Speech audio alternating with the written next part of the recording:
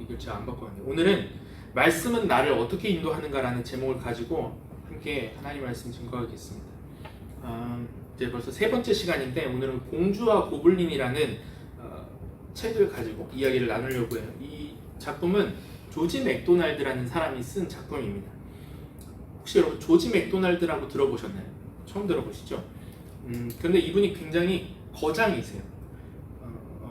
어린이 문학계에서 그리고 판타지계에서 최고봉에 있는 사람입니다. 한번 상식적으로 알아두시면 좋을 것 같아요. 우리가 잘 알고 있는 C.S. 루이스, J.R.R. 톨킨 이런 사람들이 내 작품은 다 조지 맥도날드 거를 갖고 왔다. 거기에서부터 나왔다.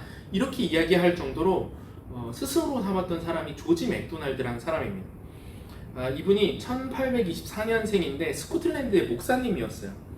근데 이분이 굉장히 상상력이 많은 분이셨습니다. 그래서 이분이 설교를 하면 갑자기 별나라에도 갔다가 달나라에도 갔다가 뭐 이렇게 설교를 하니까 성도들이 들으면서 도대체 무슨 얘기를 하는 거냐. 이 성도들의 설교를 성도들이 들을 때 잘 못 따라가는 거예요. 상상력이 풍부하니까. 그러니까 목회가 잘 안 된 거죠. 그러니까 어떻게 할까 하다가 글이나 쓰자. 이렇게 한 거예요. 그래서 작품을 쓰기 시작했는데 대박이 난 거죠. 이렇게 잘 된 거예요. 우리가 오늘 볼 작품은 이 맥도날드라는 분이 쓴 유명한 작품 중에 하나인데 이 작품의 핵심을 사람들이 잘 몰라요. 복음을 모르면 이 작품의 핵심을 알 수가 없습니다. 여러분 한번 이 공주와 고블린이라는 얘기를 한번 간략하게라도 영상으로 보신 분 계신가요? 시킬까봐 대답을 안 하시는 거죠? 내용을 보면 공주와 고블린과 공주와 커디에 대한 이야기가 쭉 진행이 되잖아요. 그래서 문학계에서 이걸 어떻게 평론을 했냐면 이렇게 평론을 해놨어요. 문학 평론가들이 이 작품은 단순한 선악 구도를 넘어 아이들의 내적 성장과 용기를 다루며 오늘날에도 높은 평점을 받고 있는 교훈적이고 매력적인 동화다. 이렇게 써놨어요. 잘못 이해를 한 거죠. 복음이 없으면 이 조지 맥도날드가 진짜 하려고 했던 이야기를 알 수가 없습니다. 오늘 이 맥도날드는 공주와 고블린이라는 것을 통해서 도대체 어떤 메시지를 던지고 싶은가? 이 작품의 핵심은 뭐냐면 하나님의 말씀이 나를 어떻게 인도하는가? 그걸 맥도날드가 이야기를 하고 싶은 거예요. 그래서 말씀은 우리의 삶의 길이 된다. 우리의 삶의 빛이 된다. 이거를 이 작품이 잘 담아내고 있다는 겁니다. 그래서 세 가지로 요거를 어떻게 무슨 내용들을 다루고 있는지를 살피려고 하는데 첫 번째 살필 것은 말씀과 성령입니다. 오늘 우리가 읽었던 본문은 이제 하나님의 말씀이 내 길이 된다, 빛이 된다 이런 이야기를 하고 있죠. 우리 본문 다시 한번 읽어보겠습니다. 시작. 주의 말씀의 맛이 내 어찌니 단지요 내 외로움보다 더 아니니라.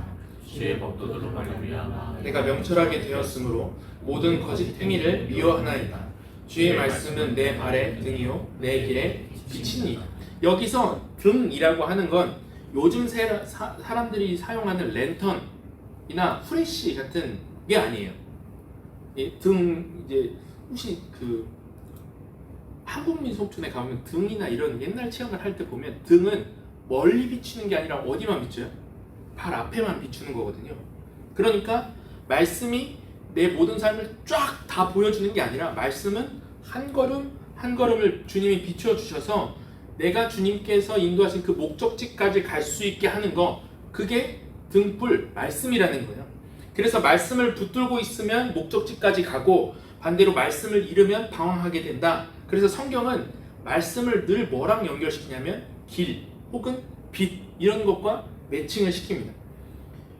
그래서 이런 맥락에서 오늘 이 작품을 살펴보기 전에 교리적으로 우리가 한 가지를 정리하고 가야 되는데 여러분 한번 생각해 보십시오. 우리가 신앙생활을 하다가 이런 질문이 생깁니다. 하나님의 인도하심을 우리가 받는다 이야기를 하고 말씀을 따라 살아간다 이야기를 하는데 그러면 성경에 과연 내 인생의 모든 선택들을 대변해 줄 수 있는 말들이 있는가? 그건 아니잖아요. 분명히 성경에 기록된 내용들이 있죠. 죄를 미워해야 되고 거짓을 버려야 되고 사랑하고 용서하고 이렇게 명확하게 말씀하신 것들이 있지만 그런 영역들이 있지만 실제로 우리가 경험하는 우리가 결정해야 되는 많은 문제들이 성경에 나와요? 안 나와요? 안 나와요. 아이폰을 살지 갤럭시를 살지 어떤 게 말씀을 따라 핸드폰을 고르는 거예요.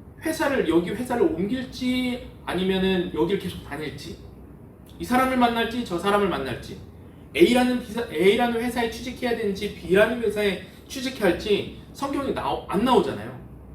오늘 사실 우리가 고민하는 건 그런 것들이잖아요.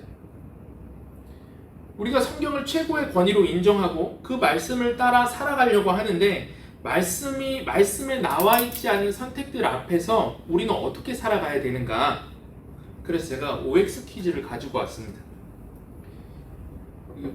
이제 손들라고 하면 틀리면 민망하니까 한번 속으로 대답해 보세요. 이제 하나님의 인도는 오직 성경과 지혜에서만 나온다.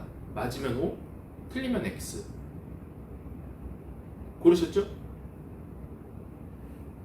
두 번째, 하나님의 인도는 성경, 지혜, 그리고 몇몇 주관적인 요소에서 나온다. 맞으면 O, 틀리면 X. 어떤 게 맞는 것 같으세요, 여러분? 성경과 지혜에서만 나오는가? 아니면 주관적인 요소에도 포함이 되는가? 정답은 두 번째. 하나님은 말씀을 바탕으로 한 개인적이고 주관적인 인도하심을 우리 각자에게 주세요. 두 번째가 맞다는 거예요. 하나님께서 우리의 삶 속에 말씀을 바탕으로 감동을 주시고 어떤 방향으로 인도하시는 인격적인 인도하심이 있다는 거예요. 근데 문제는 이 주관적인 영역을 극단적으로 몰아가는 사람들이 있어요.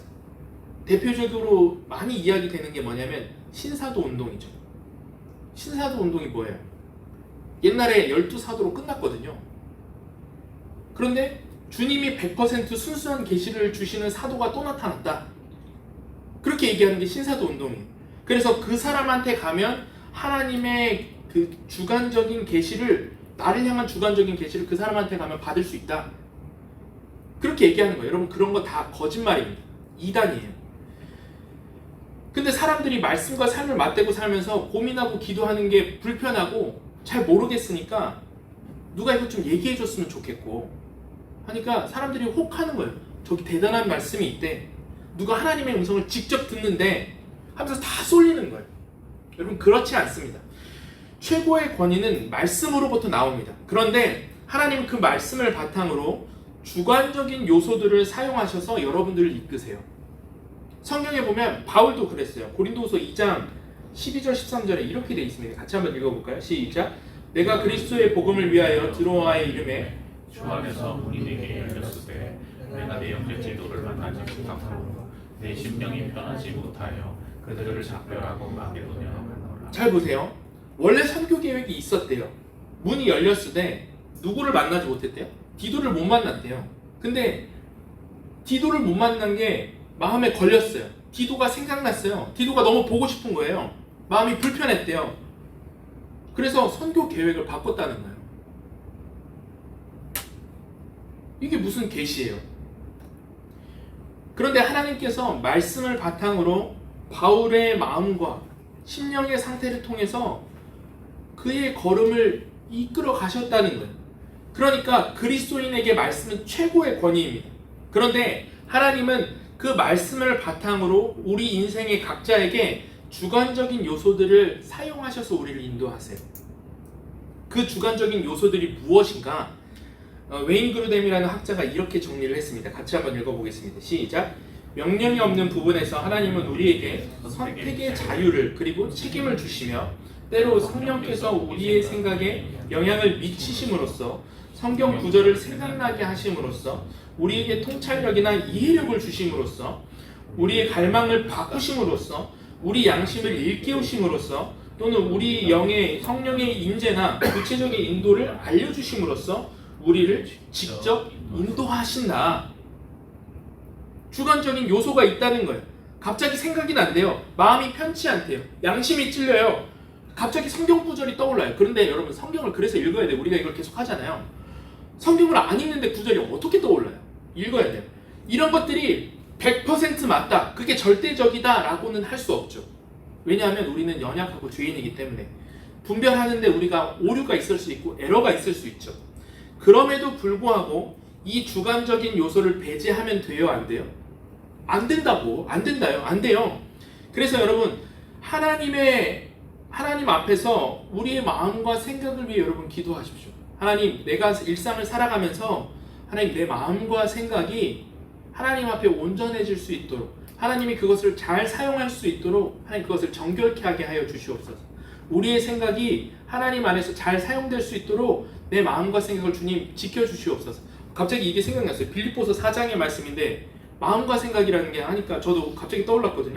아무것도 염려하지 말고 오직 모든 일에 기도와 간구로 너희 구할 것을 감사함으로 하나님 앞에 아뢰라. 그리하면 모든 지각에 뛰어난 하나님의 평강이 그리스도 예수 안에서 너희 마음과 생각을 지키시리라. 여러분 말씀 외우면 떠올라요. 마음과 생각을 지켜달라고 기도하고 감사하십시오. 그때 분명한 인도하심과 확신을 받는다는 거예요. 그걸 우리가 경험한다는 거예요. 그게 여러분 신앙생활의 맛이에요. 그런 맛이 있어요. 그 말씀의 인도를 이야기하고 보여주는 게 오늘 이 공주와 고블린이라는 겁니다. 이게 처음 표지인데 제가 이걸 한번 봤거든요. 공주와 고블린이라는 걸 제가 이제 이베이나 뭐 이런 데 찾아보니까 1876년, 72년도에 처음 이제 1판이 이사됐는데 그게 경매로 올라와 있더라고요. 너무 갖고 싶은데 금액이 한 200만 원 정도 하더라고요. 책 한 권인데. 그게 이제 몇 권 없는 거거든요. 그래서 한참 그거 며칠 동안 이렇게 보다가 아니다 하고 이렇게 왔는데 표지가 이렇게 생겼습니다.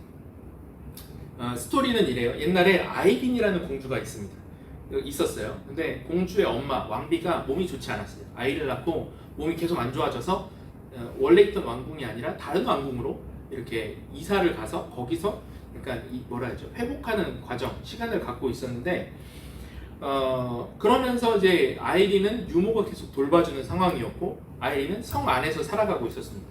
근데 성 밑에 뭐가 있었냐면 고블린들이 있었어요. 이제 거기 스토리 그냥 판타지죠. 근데 이 고블린은 원래 인간들이랑 살았는데 사람들이 자꾸 이제 고블린을 학대하고 나라에서 이 고블린에게 계속 세금을 무겁게 매기니까 지하 세계로 숨어 들어간 거예요. 그러니까 성 주변은 공주였던 아이린한테는 위험한 곳이죠. 고블린이 언제든지 출몰할 수 있는 그런 곳이었어요. 그래서 유모는 공주한테 뭐라 얘기하냐면 혼자 돌아다니지 말아라. 그렇게 이야기를 해요. 근데 아이린은 호기심이 많은 어린이였습니다. 그래서 이것저것을 막 돌아다녀요. 그러다가 한 번도 가본 적이 없는 계단을 발견하는 거예요. 그럼 어떻게 해야 돼요? 올라가봐야죠. 올라가는데 어떤 방에서 이 물리를 돌리는 소리가 들려요. 문을 끽 열고 들어가 보니까 어떤 할머니가 물레를 돌리면서 실을 뽑고 있어요. 여기까지 보면 공포영화 같은데 공포영화 아니에요. 할머니가 이 아이린을 이렇게 환영해 줍니다. 그러면서 이렇게 얘기를 해요. 같이 한번 읽어볼까요? 시작. 들어오너라 아가야, 어서 들어와. 반갑구나. 난 너의 고조 할머니란다. 그게 뭔데요? 고조 할머니를 만난 거예요. 고조 할머니가 그래서 아이린에게 굉장히 잘해주고 아이린을 안전하게 자기 방으로 데려다 줍니다. 그래서 이 이야기를 유모한테 얘기를 합니다. 유모한테 얘기를 했더니 유모가 고조 할머니가 어디 있냐고, 그런 사람 없다고 이렇게 이야기합니다. 같이 읽어볼까요? 시작. 그럼 꿈을 꾸셨나 보죠? 아니야, 꿈꾼 거 아니야. 층들을 올라갔다가 길을 잃었어. 만약 그 아름다운 할머니를 만나지 못했다면 난 절대 길을 찾지 못했을 거야. 그렇게 얘기를 계속 하는데 아무도 할머니의 존재를 믿지를 않는 거예요. 그렇지만 아이린은 계속 그 할머니랑 가까워집니다. 어느 날 이 아이린이 고조 할머니를 찾아갔는데 할머니가 맨날 시를 짓고 있잖아요. 그래서 이렇게 보고 있는 할머니가 이러는 거예요. 야, 너 이 시를 왜 짓고 있는지 아니? 너를 위해서 짓고 있는 거야. 이렇게 이야기를 합니다. 같이 읽겠습니다. 할미는 너를 위해 이 시를 짓고 있는 거란다, 아가야. 잠시 후 할머니가 작은 반지를 들고 왔다. 그러고는 아이린 공주의 실몽당이를 반지와 실을 만지작거렸다. 공주는 할머니가 무엇을 하는 건지 알 수 없었다. 이어서 읽겠습니다. 내 손가락에 낀 반지에 실 끄트머리를 동여매 놨거든. 잘 들어라. 만약 오늘 저녁처럼 무서운 일이 닥치거나 하면 반지를 빼서 침대 밑에 두어라. 그런 다음 반지를 끼웠던 집게 손가락을 실 위에 갖다 대고 그 실이 이끄는 대로 따라가거라. 와, 신기해요. 그러니까 실이 저를 할머니께 데려다 줄 거라는 거죠.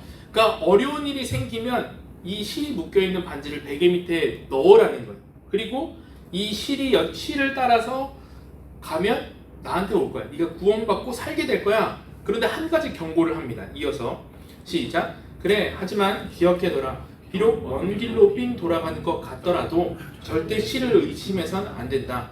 한 가지 확실한 것은 네가 실을 잡고 있는 한 이 할미도 잡고 있다는 점이야. 이해가 되세요? 이 실이 뭐예요? 복음 안에서 말씀이라는 거예요. 하나님의 말씀이 이상한 곳으로 데려가는 것 같아도 절대 용기를 잃으면 안 되고 절대 여기서 이탈하면 안 돼. 네가 이것만 잡고 있으면 할미도 너를 잡고 있어. 네가 이것만 잡고 있으면 하나님도 너를 잡고 있어 라는 거예요. 근데 이 스토리가 보여주는 게 뭐냐? 아이린이 처음부터 그 실을 완벽하게 잡지 않습니다. 완벽하게 따라간 게 아니에요. 그래서 할머니가 아이린을 계속 훈련시킵니다. 이어서 읽어보겠습니다. 시작. 이번 주 금요일 밤에 여기 오너라. 문제는 내가 여기 있다는 걸 네가 믿느냐 안 믿느냐 하는 거지. 나를 만난 것이 꿈이 아니라는 걸 네가 믿는가 안 믿는가 하는 게 중요한 거야. 그러니까 아이린은 계속 선택을 해야 되는 거예요. 할머니가 진짜 있을까? 내가 경험한 게 진짜일까? 주변에서 그런 사람 없다고, 그런 거 없다고 이야기를 하는데 내가 믿는 게, 보는 게 진짜일까? 아닐까? 그러다가 어느 날 갑자기 이상한 고양이가 창문을 팍 깨고 들어옵니다. 아이린이 너무 놀랐어요. 문제가 들이닥쳤어요. 그럼 어떻게 해야 돼요? 반지를 베개 밑에 넣고 실을 따라가라 했잖아요. 근데 막상 두려웠고 너무 놀라니까 아이린이 실을 붙드는 대신에 어디로 가냐면 산으로 도망가 버립니다.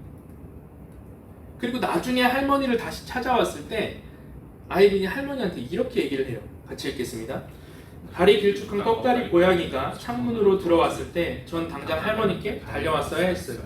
그런데 엉뚱하게도 산으로 도망쳤지 뭐예요.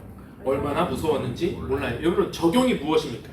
말씀이 내 발의 등이 되는 것, 내 길에 빛이 되는 것, 하나님이 그것을 우리에게 알게 하시기 위해서 우리 삶의 여정에 하나님의 말씀이 일하시는 방식을 하나님은 우리에게 설명하시고 준비하시고 그것을 연단시키시는 과정을 밝게 하신다는 거예요.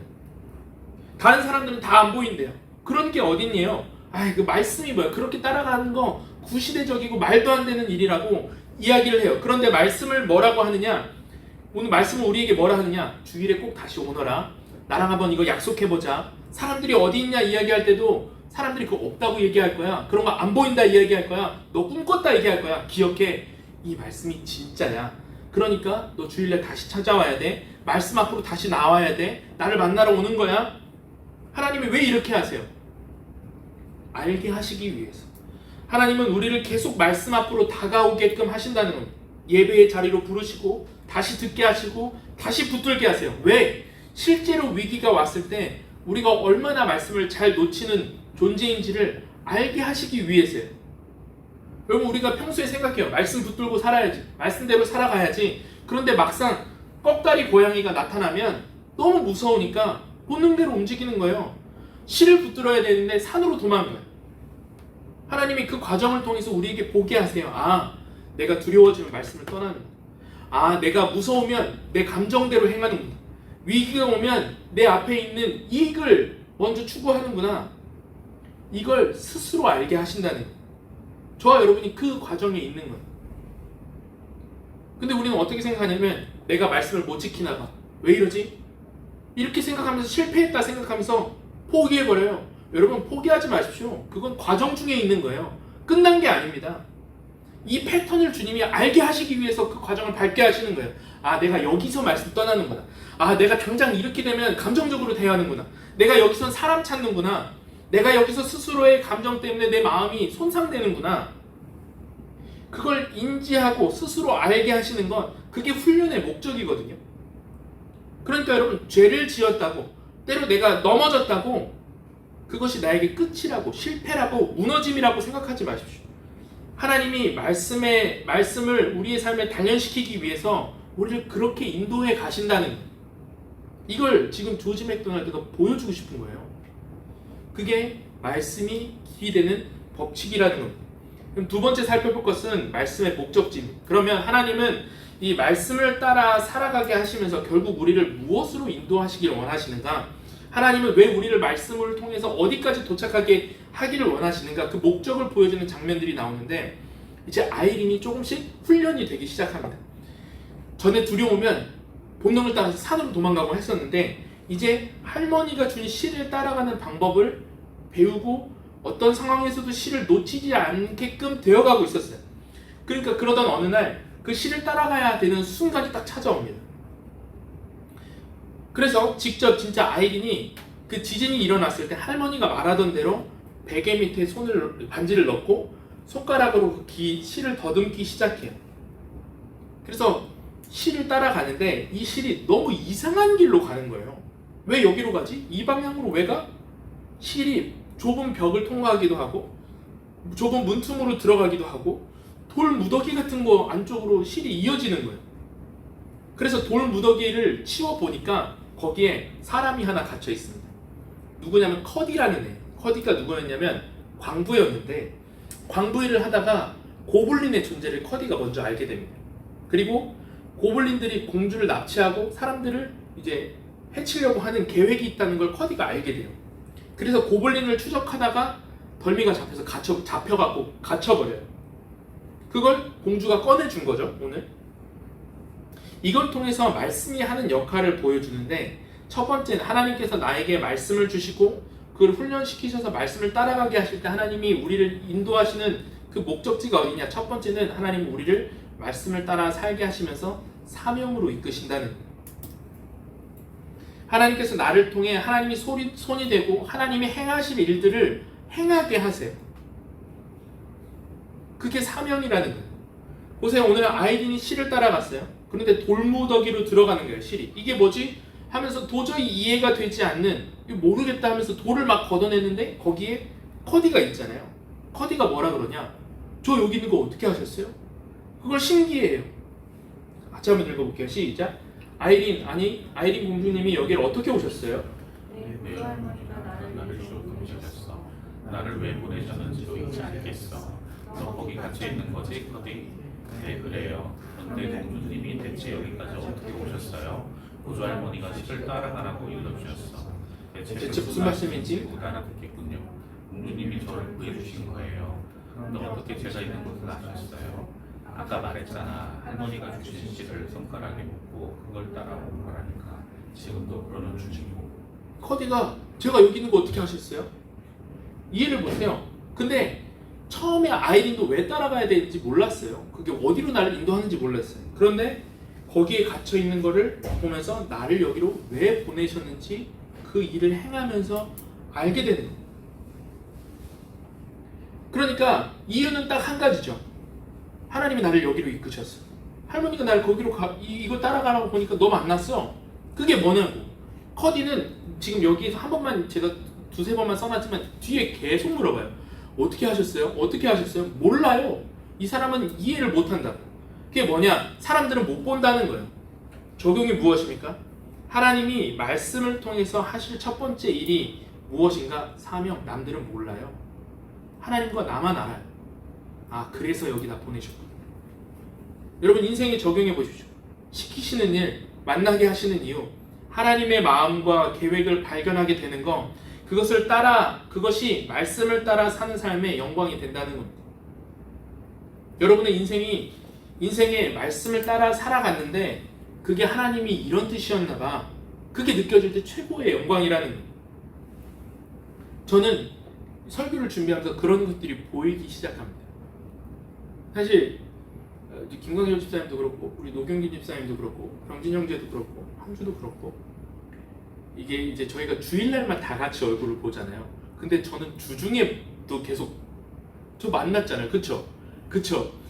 이게 이제 다 서로에게 잘 보이지 않지만 교회를 위해서 혹은 자기가 할 수 있는 일들을 여러분들이 하고 계시거든요. 보이지 않는 곳에서.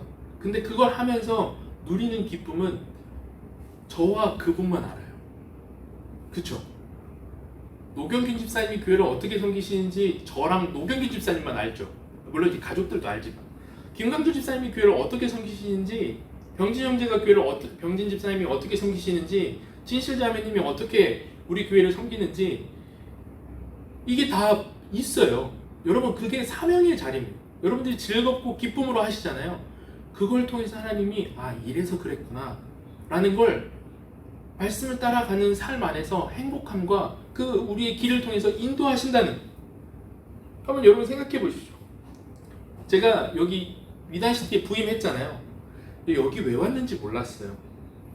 제가 아내한테 부천에 살 때 너 당신 시골 사람이라고, 섬 사람 시골 사람이라고 막 이러면은 또 뭐 영종도에는 공항도 있고 당신 사는 서산이 더 시골 아니냐, 막 여기는 지하철도 있다, 서산은 지하철도 없거든, 막 그러면서 막 장난치고 티격태격했는데 하나님이 영종에 살게 하셨어요.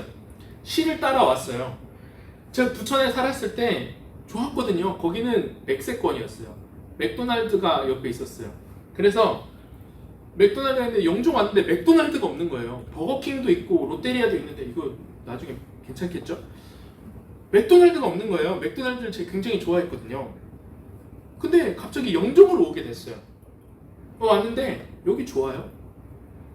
조용하고 한적하고 하나님이 오게 하신 것 안에서 보게 하시고 하는 것들이 너무 좋아요. 그리고 그걸 통해서 뭘 발견하냐면 교회를 세워가는 일, 공동체를 세워가는 일, 여러분들 한 사람 한 사람이 교회로 세워지는 일들이 저에게 시작됐어요. 여러분 하나님이 인생을 이상하게 돌아가게 하실 때가 있어요. 그 실이 이상하게 갈 때가 있다니까요. 말씀 안에서. 수많은 학교 중에 병진 집사님 왜 하필 서울신대예요? 저랑 같이 동문이거든요. 저 여러 군데 학교도 붙었었어요. 그런데 서울신대 가서 병진 집사님 건져왔잖아요. 여기 있잖아요. 이재희 전사님, 제가 왜 서산 사람이에요? 몰라요. 저희 부모님 대전 사람이거든요. 대전에 있어서 거기 살면 되는데 왜 저희 아버지 근무지가 서산으로 갑자기 바뀌는 바람에 서산에 살았어요. 그리고 이상한 거기 또 교회를 어디를 할까 했는데 제가 그 교회 가서 거기 교회 좋다 거기 다니자 했대요. 그 교회가 서산교회였어요. 이재희 집사님 그것 때문에 이재희 전도사님을 저희 교회에 사역하고 계신데 건져오고 그 돌무더기에서 건져오고 우리의 인생의 그 실이 가리키는 방향이 왜 거기로 가는지 다 알 수 없습니다. 그러나 그 가운데 말씀을 따라 살아가는 그 과정이 언젠가 하나님이 이 사명 때문에 나를 거기로 부르셨구나, 이게 발견되어지고 그게 훈련되어지는 과정에서 뭘 보게 하시냐면 이런 계획이 나에게 있으시겠구나가 보여지기 시작한다는 거예요. 두 번째는 말씀이 우리를 구원한다는 건데, 이제 커디와 공주가 고블린을 피해 밖으로 나아가야 됩니다. 이제 커디한테 그럼 조용히 이제 빨리 일단 나가자 라고 하는데 커디가 뭐였어요? 광부였잖아요. 그러니까 커디가 뭐라 하냐면 내가 길을 안다고 나를 따라오라고 하는 거죠. 그럼 이제 어떻게 해야 돼요? 커디를 따라가야 돼요? 아이린이 뭐 잡고 왔다고요? 실 잡고 왔다고요. 커디를 따라가면 안 되는 거예요. 공주가 실을 따라왔으니까 실을 따라가야 되는데 여기서 싸움이 벌어져요. 같이 한번 읽어보겠습니다. 시작. 공주님 어디 가세요? 저쪽으로 가는 일이 아니에요. 거기는 제가 갇혀있던 구멍이라고요. 나도 알아. 하지만 실이 이쪽으로 가고 있는 거야. 나는 이 실이 이끄는 대로 가야 해. 그래서 실을 따라 이야기를 계속 가려고 하는데 이어서 읽어보겠습니다. 시작. 얼마나 갔을까? 앞에 엷은 빛이 비춰주는가 싶더니 어느 순간 그들은 아찔하게 눈부신 햇살을 온몸에 받으며 밖으로 나와 있었다. 잠시 후 정신을 차린 공주는 자신 저택 정원 잔디밭에 서 있다는 것을 알았다. 제가 좀 이어서 읽어드릴게요. 뭔가 날아간 것 같아요. 그곳은 왕과 공주가 나란히 앉아 도란도란 이야기를 나눴던 정원 벤치 부근이었다. 두 사람은 벤치 옆에 좁다란 수도를 통해 밖으로 나온 것이다. 공주는 기쁨에 겨워 손뼉을 치며 뱅글뱅글 춤을 추었다. 길도 모르는 공주가 고조 할머니가 준 실을 따라서 간다고 했는데 밖으로 나왔잖아요. 그럼 이제 커디의 반응이 뭐예요? 여기 어떻게 하셨어요? 어디로 가야 돼요? 할 때 커디가 이제는 그걸 보고 공주님 그런 게 정말 있군요 라고 할 법도 하잖아요. 그런데 뭐라 하냐면 이렇게 얘기를 합니다. 같이 읽어보겠습니다. 공주가 먼저 얘기하는 거예요. 거봐 커디, 이젠 내 고조 할머니와 실 이야기를 믿을 거지. 이것 좀 봐. 실이 여기 이렇게 반짝반짝 빛나고 있잖아. 전 여전히 아무것도 안 보여요. 그럼 안 보여도 믿어야지 뭐. 실이 우리를 땅속에서 여기로 사실이니까. 이어서 읽겠습니다. 우리가 땅속에서 밖으로 나왔고 공주님이 저를 구해주셨다는 걸 부정할 생각은 없어요. 그게 모두 이 실 덕분이라니까. 저로선 그 부분만큼은 아무래도 이해가 안 가요. 엄청 T예요, 이 사람. 근데 아직도 이해를 못하는 거예요. 왜? 안 보이기 때문에. 두 번째 말씀이 우리에게 주시는 말이 뭐냐면 구원이라는 거. 이거 적용은 이것입니다. 여러분 사는 길이 사는 길처럼 안 보일 수도 있습니다. 언제나 말씀의 승리는 죽음의 골짜기를 통과하게 돼 있다는 거. 벤츠에서 이야기를 하는데 The Valley of Death 뭐래? 죽음의 골짜기를 통과해야 돼. 야 망하겠다. 이렇게 하면 망하는구나. 하나님은 그걸 사는 길이라 말을 하는데 그렇게 하면 100% 죽을 것 같아요. 여러분 인생에 적용해야 되는 게 뭐냐? 내가 볼 때 답답함, 손해, 실패로 보이는 것 같은 그 주제가 무엇입니까? 그 주제 속에서 이렇게 가면 죽을 게 확실해. 여러분 그거 통과하는 게 인생이에요. 이렇게 가면 망할 게 확실해요. 여러분 물어볼게요. 이렇게 가면 금전적인 손해가 있을 게 확실해요. 이렇게 하면 감정적인 따분함이 있을 게 확실해요. 이렇게 가면 체력적인 낭비가 있을 게 확실해요. 그래서 체력을 아끼고 내 감정을 회복시키고 내가 지금 당장 돈을 줄 수 있는 그 선택지, 그걸 선택하는 게 악한 거예요? 아니에요? 악한 게 아니에요. 그런데 문제는 실이 거기를 가리키고 있지 않다는 거예요. 아니 왜 이 유익을 버려? 왜 이걸 포기해? 이쪽은 나가는 길이 아니라니까. 그런데 실이 언제나 주는 건 무엇인가? 구원을 준다는 거예요. 살게 된다고. 그래서 사는 길이 사는 길처럼 보이지 않을 수 있습니다. 전에 있었던 교회 청년이 이야기 때 이 친구는 인생에 연애 자체가 즐거움이에요. 한 번에 기본 뭐 2-3명 깔고 가요. 이게 무슨 말이냐면 한 명과 연애하지 않아요. 연애에 막 너무 이 도파민이 막 터지는 친구였는데 제가 그 친구를 불러다가 야 하나님이 언제부터 연애를 그런 식으로 하라고 했냐. 연애는 가정을 준비해가는 과정이고 그렇게 젊음을 사용해야 되는 건데 맨날 정신없이 이 사람 저 사람 거짓말하고 막 이런 연애를 하는 그런 생각뿐이었던 친구였어요. 뭐라 했냐면 너 혼자 좀 있어라. 너 외롭게 좀 있어라. 이런 거 한번 생각해 보십시오. 외로움이 좋은 거예요? 외로우면 죽죠. 외로우니까 막 만나잖아요. 그런데 여러분 어느 순간 그걸 통과해야 돼요. 외로운 건 내 감정적으로 내 인생이 손해처럼 보이잖아요. 그런데 하나님이 그거 통과하게 하신다. 어떻게 그렇게 재미없게 사냐? 어떻게 이렇게 따분하게 사냐? 그런데 실이 그걸 가르치고 있다면 어떻게 해야 돼요? 한번 통과해 봐야 돼요. 아니 하나님이 안 도와주셔서 제가 돈 번다니까요? 뭐 11조를 그렇게 하라래요. 이런 인플레이션 시대에 망할 것 같아 보여요. 그런데 마지막에 살게 하신다. 살게 돼요. 말씀이 보여주는 게 뭐냐? 구원이요, 구원. 그래서 여러분 말씀을 따라 사는데 죽을 것 같은 길을 걷고 있다면 여러분 이거 기억하십시오. 여러분 지금 실 따라가고 있는 거예요. 그거 놓치지 말아야 됩니다. 그걸 따라가는 끝에 구원이 있다는 걸 기억하시고 놓치지 말아야 된다는 거예요. 세 번째는 말씀은 믿음의 영역이라는 겁니다. 아이린 공주가 마지막에 너무 답답하니까 어떻게 하냐면 커디한테 할머니를 보여주고 싶은 거예요. 보조 할머니를. 그래서 내가 할머니 직접 보여줘야 되겠다. 그리고 커디를 데리고 할머니 방으로 갑니다. 그래서 다락방에 짠 문을 열었는데 커디가 할머니를 봐요, 못 봐요? 할머니 안 보여. 이렇게 얘기해요. 같이 한번 읽어볼게요. 시작. 어때? 커디도 만져지지? 전 아무것도 만져지지 않는데요. 그는 예의 바른 소년이어서 차마 실 따위가 없다는 말을 못하고 그냥 이렇게만 대꾸했다. 글쎄요, 아무튼 제게 만들지 않는군요.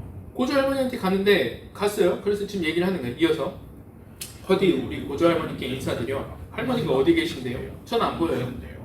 내가 할머니 무릎에 앉아 있잖아. 그런데도 안 보여? 네, 안 보여요. 커디의 목소리에 짜증이 묻어나. 뭐가 보이는데? 엄청 넓고 텅 빈 다락방이요. 무슨 뜻입니까? 누구나 하나님의 말씀을 듣고 누구나 시를 보고 누구나 고조 할머니를 만날 수 있는 게 아니라는 거예요. 성경은 분명히 얘기해요. 믿음은 모든 사람의 것이다? 아니요, 믿음은 모든 사람의 것이 아니라고 얘기를 해요. 데살로니가후서 3장 1절 2절 같이 읽겠습니다. 기도하기를 주의 말씀이 너희 가운데서와 같이 퍼져나가 영광스럽게 되고 또한 우리를 부당하고 악한 사람들에게서 건지주옵소서 하라. 믿음은 모든 사람의 것이 아니, for not everyone has faith.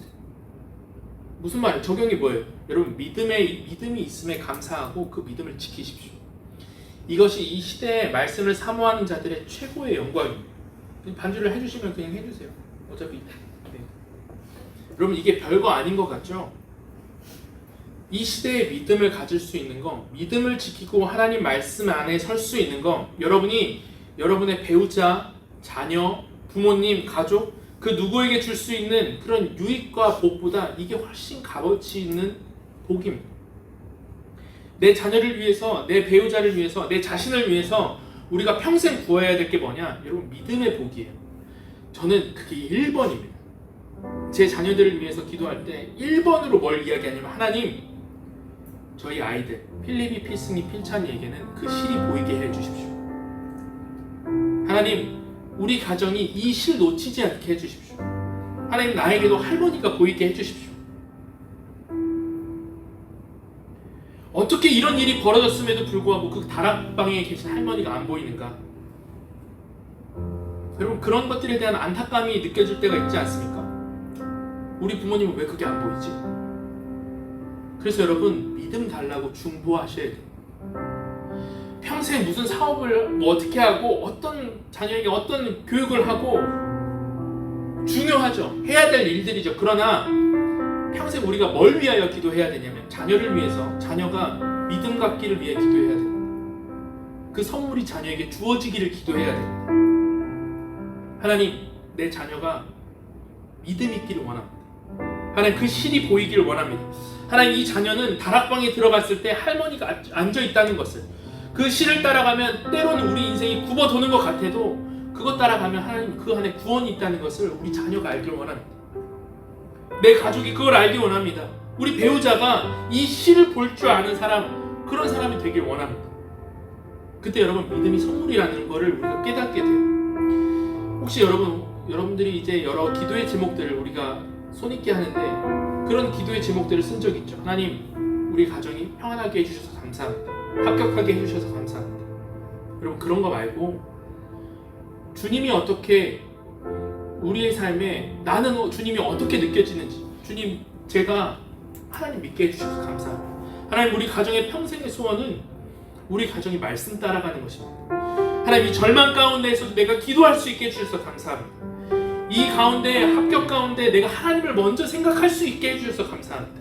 하나님, 이 실 한 가닥 붙들고 말씀 하나 붙들고 살 수 있도록 내 믿음이 쓰러지지 않게 해주셔서 주님 감사합니다. 여러분, 우리의 기도의 제목이 바뀌어야 된다는 겁니다. 마지막 세 번째 말씀의 보충입니다. 마지막 가지고 있는 문제가 그거예요. 그럼 이 실이 끊어지면 어떡하죠? 이 실을 우리가 놓치면 어떡하죠? 목사님, 저는 주님이 안 보이는데요. 이 실을 따라가는 거 너무 비합리적이고 이상해 보이는데요.